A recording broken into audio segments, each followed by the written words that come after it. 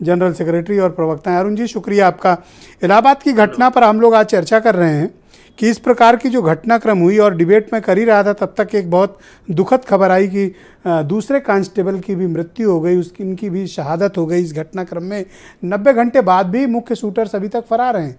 Bulldozer की कार्रवाई तो हुई, लेकिन अब तक इनका न पकड़े जाना भी कई प्रश्न चिन्ह खड़े कर रहा है।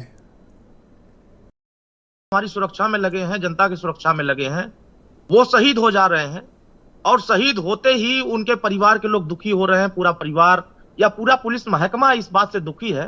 मैंने देखा है कि पहले मुकदमा होते थे 100 मुकदमे, 25 मुकदमे, 30 मुकदमे में एफआईआर लग जाता था। लोग सुप्रीम कोर्ट, हाई कोर्ट जा करके और सीधे किस तरीके से तिकड़म बैठा करके इस मुकदमों से बरी होने की कोशिश करते थे।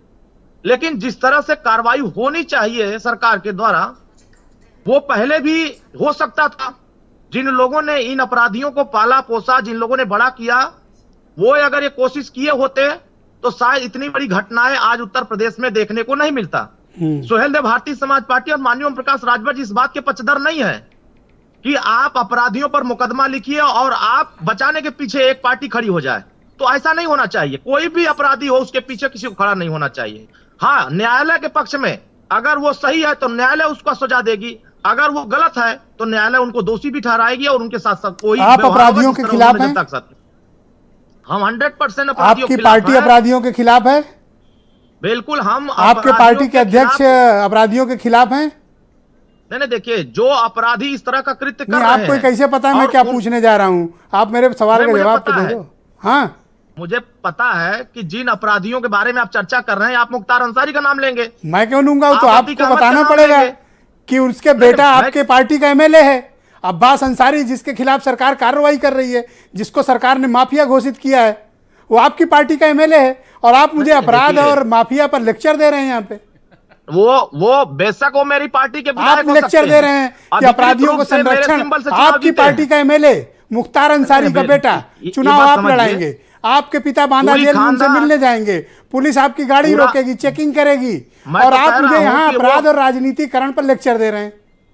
नहीं, मैं कह रहा हूं, इसीलिए मैं 3 बात कंफर्म करने के बाद आपसे सवाल भी नहीं पूछा, आप खुद ही तोते की तरह रटने लगे। नहीं, मैं कुछ नहीं रट रहा हूं। मैं कह रहा हूं कोई अगर गलत कर रहा है, क्यों ना मेरा विधायक निकाल के बाहर करो अब्बास अंसारी को। चलो अभी का अभी उसको पार्टी से निकालो। नहीं, मैं कह रहा हूं कि निकाल दो पार्टी से। अपराधी अभी दोषी नहीं पाए गए हैं। आपका अपराधी मुख्तार अंसारी का बेटा माफिया, अब आप कह रहे हो कि दोषी नहीं पाया गया। ओके, नहीं, बाप निकाल दो उसको पार्टी से। बेटा गलत करेगा तो उसको सजा मिलेगी।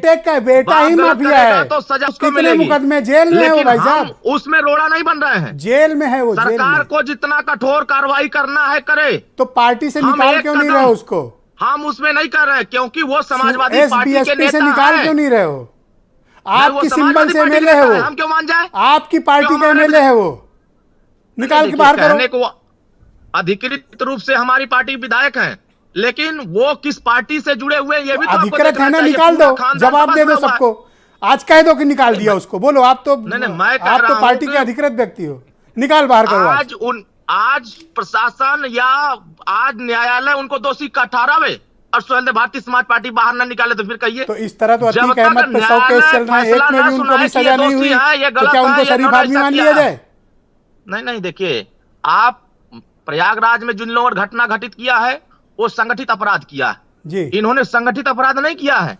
अच्छा, और आप जो इशारा कर रहे हैं, ये पहली बार खुलासा हुआ कि मुख्तार अंसारी और उनका परिवार या गैंग ऑर्गेनाइज्ड क्राइम नहीं करता। इसीलिए मैं कह रहा हूं कि मैं कंफर्मेशन के बाद सवाल किया हूं, और देखो मैंने सवाल भी नहीं किया आपसे, आप खुद ही नाम लेने लगे। नहीं, मैं कह रहा हूं बेटे ने संगठित अपराध नहीं किया है, बाप ने अगर संगठित अपराध किया तो उसको सजा मिल रही है। तो बेटे को पुलिस ने गलत जेल भेज रखा है, इसका मतलब सजा मत दीजिए। राजभर जी, बेटे को यानी अब्बास अंसारी को संजय चौधरी जी की पार्टी की सरकार ने गलत जेल भेजा है, इसका मतलब? नहीं ना, बिल्कुल सही भेजा है। अगर उनके पास जांच हुई है, तथ्य मिले हैं तो जेल की सलाखों में। भाई साहब निकालो पार्टी से आज। नहीं, मैं दोषी कहां पाए गए कि उन्होंने दोष सिद्ध हुआ? उनका दोष सिद्ध तो हुआ नहीं है, न्यायालय ने अभी तो फैसला सुनाया नहीं है। तो अब्बास अंसारी एक शरीफ व्यक्ति हैं। नहीं, देखिए, वो राजनैतिक मुकदमों के वजह से जेल गए हैं। वो क्राइम इसीलिए करके भैया जेल नहीं कह गए। लीजिए, तोल मोल के बोलना चाहिए।